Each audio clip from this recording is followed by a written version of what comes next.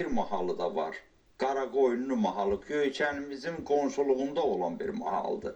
Amma bu mahalda aşıqlar tarixən çox olmasa da çox istedadlı və maraqlı sənətkarlar olubdur.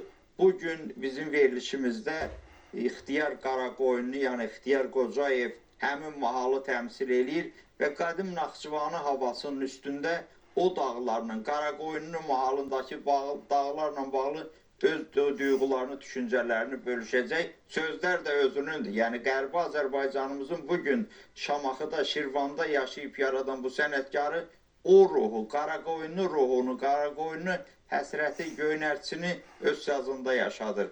Meydan sənin. Məhrəm müəllim, çox sağ olun. Mən də Qaraqoyun dərəsinin cəmaatı adından sizə özlərim minnətdarlığımı bildirirəm.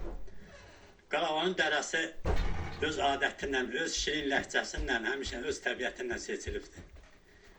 Odur ki, yazdım ki, bir yanı Cantəpə, bir yanı Murğuz, bir yanı Haqqıqlı ulusu Oğuz, süfrəsində çörək neməti duduz, söhbətli el olub Qaraqoyunlu.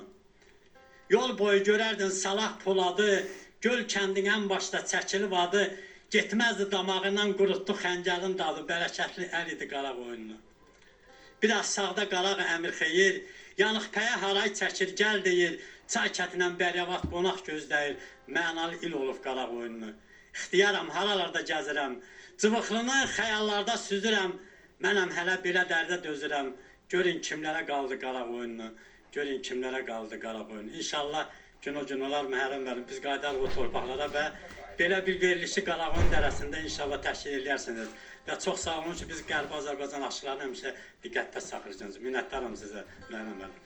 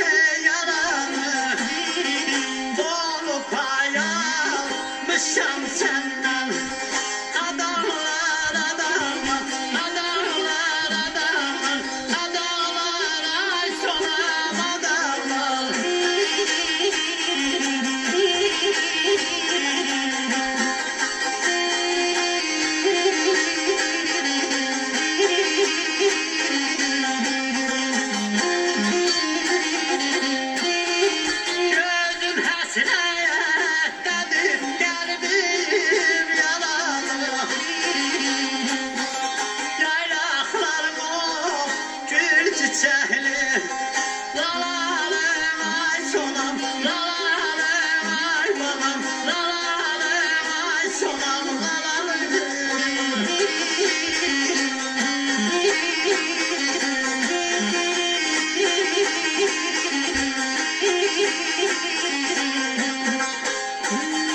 İhtiyarım oy düştüm sevdaya Lalalım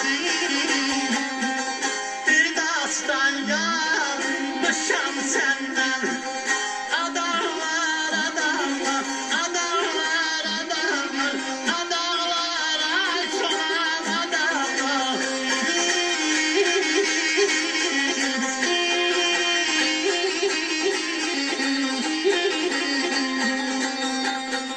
Deyim, deyim, deyim sazam oy oy derdimi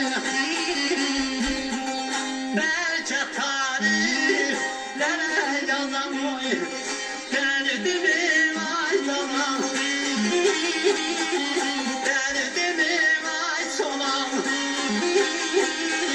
Derdimi vay balam derdimi Ay sonam derdimi